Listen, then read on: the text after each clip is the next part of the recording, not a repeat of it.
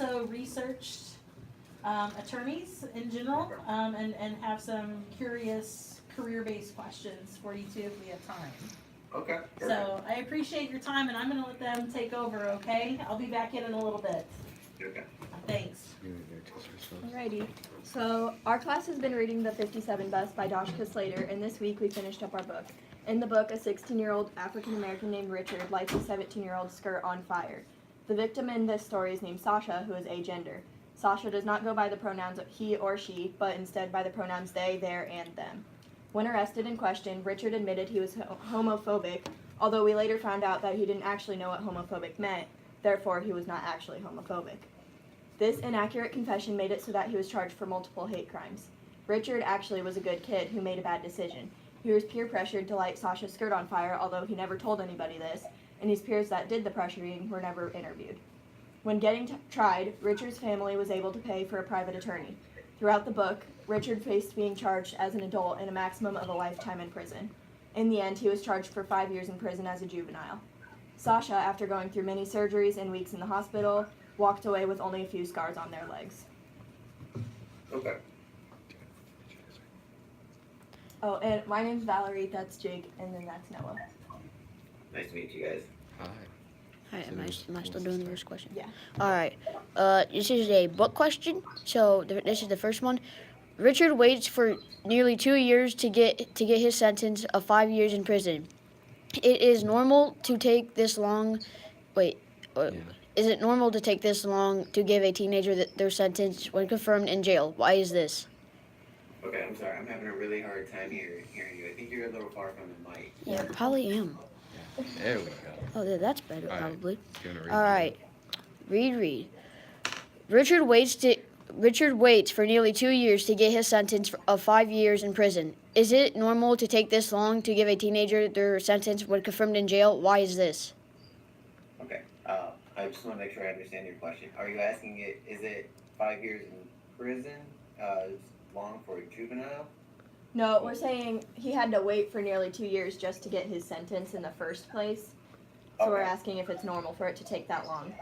Yes. So a lot of people have a misunderstanding about how quickly the legal process goes. A lot of people are aware, and you may be aware of something called this right to a speedy trial. It's a right that's guaranteed to all, American citizens via the Constitution that they have said right to a speedy trial. However, it's a very poorly named thing from the standpoint that speedy trial is not 2 months. It could be anywhere from 2 years. I've had cases that have been pending for 6 years. It really all varies, just depending upon the specific individualized nature of the case itself. So with a lot of cases, there's still an investigation that's ongoing from when the initial charge is brought to when an actual trial date takes place. So that's why 2 years for more serious crimes is not that unusual. So when in prison, Richard writes 2 apologetic letters to Sasha, which he handed off to his private attorney. His attorney took the letters and said he would mail them out once Richard's case was resolved. Why do you think he didn't mail them right away? Wouldn't Richard's apology help the case? Okay. Sorry, once again, I'm having a hard time hearing the question. I think keep this closest to the mic. Alright, so when in prison, Richard writes 2 apologetic letters to Sasha. When he handed them off to his private attorney, his attorney took the letters and said he would mail them once Richard's case was resolved. Why do you think he didn't mail them right away? Wouldn't Richard's apology help the case? Well, typically, it could be for a number of reasons. In a lot of criminal cases, the alleged victim, so in this instance, the other person, I think you said their name was Sasha. Yeah. So a lot of times, once you're charged with a criminal offense, there's something called a bond that is placed on you, and your bond typically has conditions attached to it. like your standard, obviously, if you bond out of jail or get released from jail, you're not to violate any criminal laws. A lot of the time, you're not to have contact with the alleged victim, go to their residence, whatever the case may be. So if in this instance it was a condition of his bond, although he still might have been in custody in jail, it could have been a condition that he's not to make contact with Sasha. So the attorney, knowing this, could have held on to the letters at the conclusion of the case. Another reason is that potentially could be that the letters he wrote to her, if it's an apology letter, it could actually contain what we would call an admission to the crime. And if any attorney is representing a client, one of the first things we tell them is, don't admit, don't say anything, don't talk to anyone but the attorney. The reason that is that, if, obviously, as I'm sure you guys would understand, admitting to a crime makes a defense attorney's job that much more harder, or it puts the defendant in a position to where now you have to not only contrast the evidence to be presented by the state's attorney's office, but now you have to contrast the evidence presented by your own client. So that would be my guess why the attorney waited so long. Okay. Adding on to that, Richard's letters he wrote Sasha were filled with a lot of confessions and guilt. Would you encourage your clients to take steps such as these, or would that be dangerous for their case? Well, I think I stole your thunder with your question by answering that. Essentially, I would not advise my client to make any statement while the case is ongoing. Me speaking with my clients is one thing because that's protected by attorney-client privilege. Yeah. As far as communicating with any outside person other than me as their attorney, I wouldn't advise that. So now if it's at the conclusion of the trial, so say you go to trial and said individual is found guilty, then we would be in a position before sentencing to where I might then say, okay, let's write an apology letter to try and mitigate the circumstances and try and get the best possible sentence for you. So read them. All right. Right here. There's two right here. Okay. Sasha and their family are very forgiving to Richard after what he did. Are the families of the two victims of your client ever this forgiving, or are they very hateful and hope for the worst of your client? Well, each individual case, it all depends. So, unfortunately, in the legal system, a lot of the answers that you will receive are it depends. So there have been circumstances where I've represented people where the victim or alleged victim is very, what's I guess the best way to say it, is not willing to prosecute. They don't want to go forward with the charges.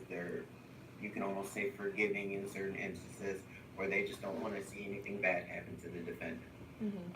In other instances, I've had situations where people are quote unquote out for blood and trying to see the defendant spend the rest of their life in jail, although it might be what is classified in Illinois as a misdemeanor or a minor offense. So it all depends on each individual themselves. When Richard was questioned, he admitted he was homophobic, although he thought at the time homophobic meant that he wasn't gay, trans, etc. If you were his attorney, how would you have dealt with that? You mean from the standpoint that he already admitted to it? Yeah. Well, yeah. Okay.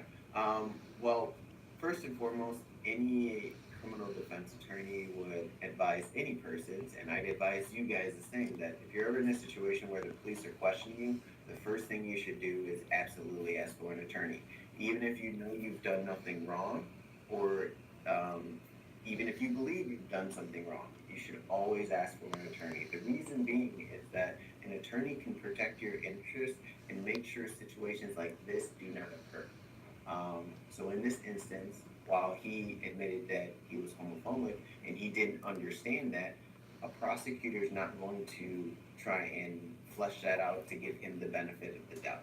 They're going to try and use that against him to say, well, now I have my requirement for a hate crime, and they're going to push forward with that. Same thing with the police. As much as police are here to help us, in everyday circumstances.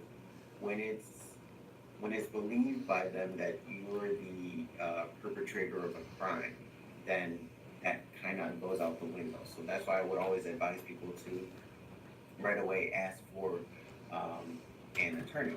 Now, in the circumstances that's present here, I believe it's Richard, gave the statement and said I'm homophobic. The only way to kind of mitigate that or negate it is to, at a trial, potentially call him to the stand and ask him what was his understanding of that term. Was his understanding at the term of that term at questioning the same as it is at present day? Yeah. And hopefully your client will answer accordingly, saying, "Look, I didn't understand what the term meant then. I now understand what it means, and I was mistaken.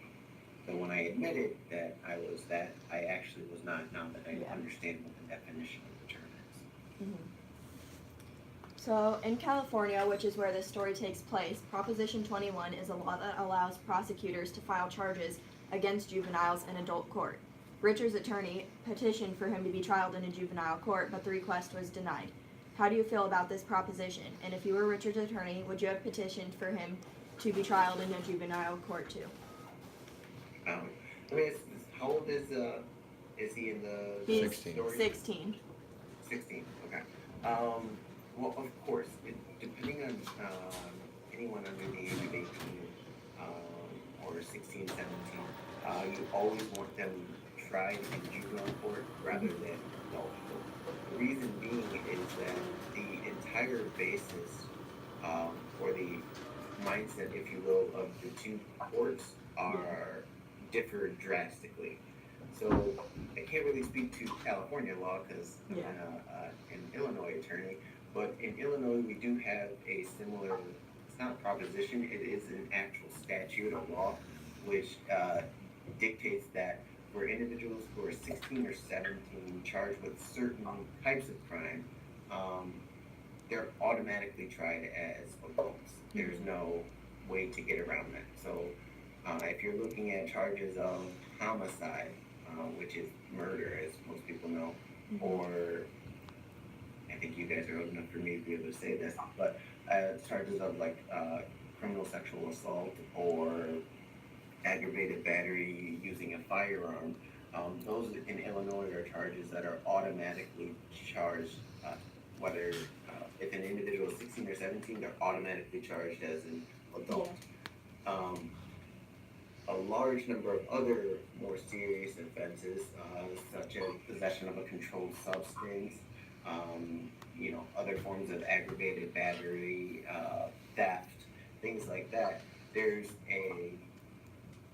a chance that someone can be charged as an adult, although they're a minor, but that has to be requested by the prosecution, and it's up to the judge to make a determination. Now, for any individual who is 17 and under, of course, I'd rather them be charged as a juvenile. Well, I'd rather they not be charged at all. But if they are going to be charged with a criminal offense, I would rather it be a juvenile offense rather than an adult offense. Just because the nature of the juvenile proceedings is viewed more as rehabilitative, and it's not likely for someone to be sentenced to jail in a juvenile instance, and even if they are sent to jail, they're sent to the Juvenile Justice Center, which is, for lack of a better description, kiddie jail, versus being put in an adult prison where they're dealing with a bunch of grown-ups. As you guys may or may not know, as children or as being under the age of 18, your body, your mind, everything is still developing. So to hold a child to an adult standard is, in a lot of instances, a disservice to the child themselves. So there's a very long-winded way of saying that I would prefer for any minors to be charged as juveniles rather than adults. Okay, so these are the career-based questions now. And how many people do you defend on a yearly average? How many people do I defend on a what? Yearly average. yearly average. So for me, I actually work for a law firm that does various different types of law. So I do criminal defense, I do family law, which can be like divorce, child support stuff, varying types of things. I also do some probate law, which deals with um, after someone has passed away, their will and estate, things like that. So, as far as how many people I defend on a yearly basis from the criminal aspect, it all ranges. It's from 20 to 40. Each year is different, so it's hard to give you yearly numbers, but I would say on average more than 15 criminal cases a year. Do you ever set aside your own biased opinion in order to defend your client successfully? I'm sorry, it kind of cut out. Do you ever set aside your own biased opinion in order to defend your client successfully? All right, I think it's like bad connection right now. It keeps fading in and out. Do I like a microphone? It's, do you ever set aside your own biased opinion in order to defend your client successfully? Yes, you always have to. Because as much as attorneys want to view all of their clients in a neutral stance, we're humans too. And humans naturally have certain beliefs and certain biases to an extent. And for lack of a better description, some clients are just not good people. They're jerks, they're not the nicest or easiest to work with. And although you may dislike a person as an individual, you still have, as an attorney, I still have an ethical obligation to represent that person to the fullest and to provide them the best possible defense or representation that I can under the bounds of the law. Have you ever felt so connected in a defense situation that your daily life and mood was affected by how you felt on a court date went? Okay, say that again? Have you ever felt so connected in a defense situation that your daily life and mood was affected by how you felt a court date went? Okay, it fades in and out. Did you ask, have I ever had an experience in my daily life that has affected how I've been in court? Other way around. So your daily life was affected by how you felt a court day went with your mood. Not so much. I think one of the things about me personally is I'm actually really good at disconnecting my personal life from work. And usually when I go home, although there are times I do bring work home, a lot of the times I don't let it really affect my personal relationships with friends and family or whatnot. Obviously, I'll talk about certain cases as far as what's going on in my life to an extent, but it usually does not, it doesn't cause me to lose sleep or anything crazy like that. Number 4. Yeah. After working with a client, have you ever found someone to be much more innocent than how you felt when you first heard their crime? Have I ever found someone more innocent from the standpoint of after representing them, or? Yeah, like after you were working with them, did you feel like they were more innocent than when you first heard about their crime? Yes, and quite frankly, a lot of the time when we first hear about, and you can use your own experiences, with the way our news is very attuned with criminal offenses, if you will, a lot of the time information that is put out is very one-sided. So typically when I first receive a case, it starts off from me doing a consultation with the client. The client comes in and tells me they get charged with a crime. And then they'll kind of give me a background as to what happened. A lot of the times I don't ask my clients what has happened or what their defense is or anything until I first review the evidence. Evidence can range from police reports to audio recordings, to video recordings, surveillance videos, a whole host of things. And 9 times out of 10, when you read a police report, it's going to be written in a very one-sided perspective because it's written from the standpoint of the officer. The officer's typically writing it in a way to justify their arrest of the defendant. So you're not going to see the mitigating factors. You're not going to always get testimony of other witnesses or things like that. So if I were the type of person just to read the one-sided aspect, then of course you're going to think whoever you're representing is going to be the worst possible person ever. Mm-hmm.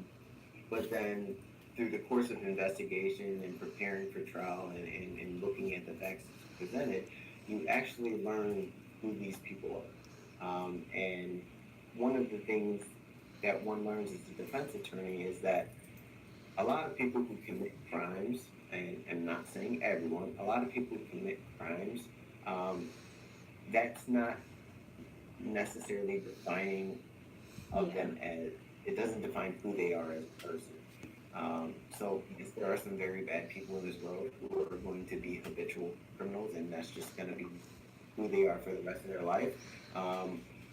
A lot of other people, crimes just happen out of circumstance, or they're crimes of, as I said, circumstances. So, you know, you can take someone who just lost their job and they are about to get kicked out of their residence and they're have no money, they're hungry. So they go into a Jewel or a Walmart and steal a little bread. Yeah. Now, if you read the police report, it's just gonna say they stole this item and it was valued at, $5. But then once you get to talking to the person, then you see another side of them that there, in some instances, there's reasons behind the person's actions. Yes. So it's best, and one of the best qualities as a defense attorney is to remain neutral, not to believe all of what's written in police reports, and at the same time not to always believe all of what your clients say to you.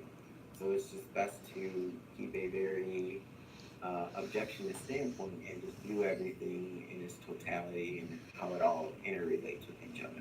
Mm-hmm. Can I interrupt? Hi, I'm back. I've been in here listening. So that's really important advice to understand. Yeah. Like, think like a lawyer when you have to read something critically. So, and in 4 years you're going to be able to vote, right? You're gonna be looking at news reports. You're gonna be trying to figure out what you believe in. That's a really good thing to think about. You can't just take everything one time you read it and believe everything that's telling you. Yeah. You have to kind of go and understand what other perspectives are saying too. So read between the lines, because that's really helpful, not just what lawyers can do, but our attorneys can do, but what we all can do to be better at that. Go ahead, Jake, sorry. After graduating from high school, did you know you wanted to be a public defense lawyer? If not, what were you planning to become, and why did your decision change? Okay. Sorry, it's just like the distortion issues. All I heard was, did you know you wanted to be a public defender? You have to speak up and maybe speak a little slowly because of the connection. After graduating from high school, did you know you wanted to be a public defense lawyer? If not, what were you planning to become, and why did your decision change? Okay. So I'm one of those weird people who, for whatever reason, ever since I was a little kid, I always wanted to be an attorney. How most kids growing up want to be superheroes or, a firefighter or something like that. I always wanted to be a lawyer. And it's just something that has stuck with me as I've grown up and gone through grade school, high school, college, and then subsequently law school. But when I first started college, I thought I wanted to go into corporate law. And I think the reason I was thinking that was that I had internships where I worked for corporations and worked as what's called in-house counsel. Yeah. And doing various contractual things like that. And ironically, when I started law school, I was open. I still was thinking that I wanted to do corporate law, um, but ironically, I absolutely did not want to do criminal defense work. That was the one area I knew I didn't want to do. Everything else was on the table, if you will. But my last year of law school, I'll go to my second year of law school.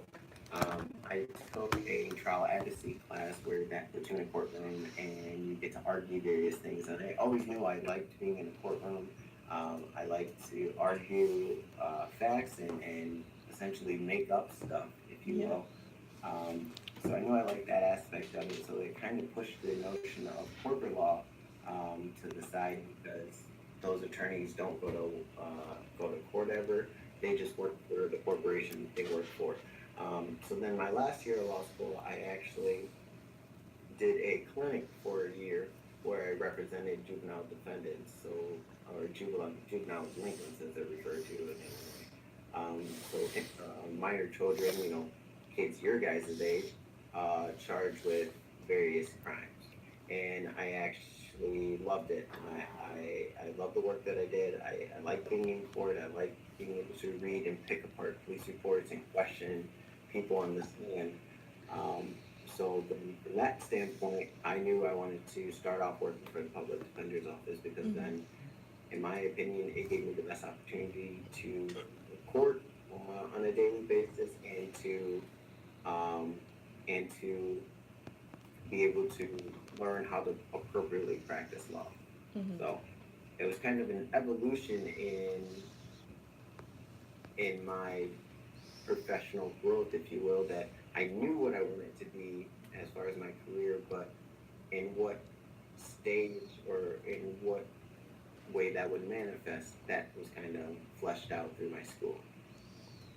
So sorry, the sun's just really bad, and I don't even know if you guys can see me. So I guess a piece of advice I can give to you guys is that although you may have ideas in your head as to what you want to do from a career standpoint, at no point in time do you have to have a final determination made now that is something that you one day wake up and want to be an astronaut, but then wake up the next day and want to be a chef. Like it varies, and life is just about figuring out what your path is and what you're going to enjoy. Do you ever find yourself running into past clients on the street, seemingly a new person? And adding on to that, do you keep in touch with any of your clients after their case is resolved? Very rarely do I run into clients just out and about. The handful of times that it's happened, it's not been a bad experience because I guess, knock on wood, a lot of the clients that I've ran into have had successful results. Whether they got not guilties or a disposition that was very favorable to them. So I haven't had a bad experience with that. Some clients that I used to represent when I worked for the public defender's office, they have now hired me as a private attorney to continue representing them. So I must have done a somewhat decent job in representing them before that they come back as future clients. And with me representing individuals in the civil nature now, so like for family law and whatnot, a lot of those clients will come back and stay in contact with us about various things that are going on. But usually after a case is concluded, I am not in further communication with the client. They don't have my personal information, like my cell phone or my email or anything like that. And for a lot of instances, that's for good reason. I really don't want to receive calls all throughout the night from my clients. So it also helps in separating your personal life from work. So I have the luxury where I'm with a firm where I'm not obligated to give out my personal information or be on call at all hours of the night, if you will. Have you ever been bashed for not being a real lawyer, or do people tend to respect your position as an important one? Okay, Can you say that again? Have you ever been bashed or not for not being a real lawyer, or do people tend to respect your position as an important one? Are you referring to a public defender? Yeah. Yeah. Okay. Let me clear up something for you guys that a lot of people have a misperception about. So I want you to go forth and if you heard anything I said, take this away and tell all your friends, tell your family, everyone. So public defenders and private attorneys, they're all attorneys. Okay, so there's no real lawyer versus fake lawyer. A lot of people have a misperception that public defenders are not in fact real attorneys. But they are. Public defenders, everyone takes the same bar exam and it's had the same licensing requirements under the state of Illinois.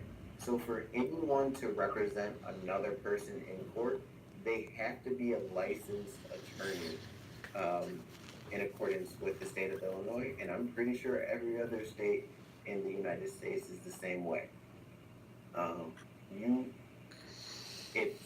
When I used to work for the public defender's office, a lot of people would make comments to the effect that, oh, you know, I'm going to go hire a real lawyer. But little did they know, I was a very good public defender. Yeah. I'm a very good attorney now. There's no difference between the two, other than for a private attorney, you're actually paying the money. For a public defender, they're attorneys that are appointed by the court to people who are what's called indigent, so people who can't afford an attorney on their own. So as we were talking about the Constitution a little bit earlier, it affords everyone the right to proper representation for legal or for criminal offenses, and that's why you have public defenders, because not everyone can afford to hire a private attorney. But if someone's a public defender, a tax attorney, a real estate attorney, they're all attorneys and they're all real in consideration of the profession that they're in. So if anyone ever tells you that public defenders are not real attorneys, you can correct them and show them why they're so wrong. All right, well, that's all the questions we got for you, so thanks so much. Okay, you're very welcome. Have a good day. You too. I don't know, how do I stop this? I don't know. I don't. We'll bring it in. Okay.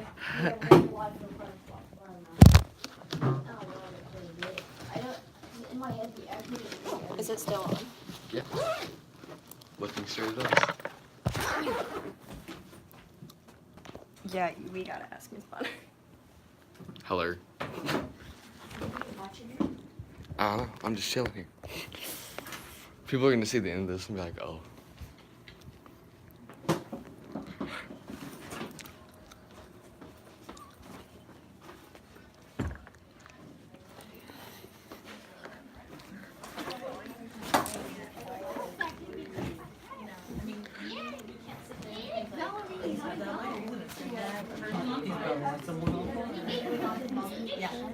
Stop the. I just pressed the X. Yep. Oh.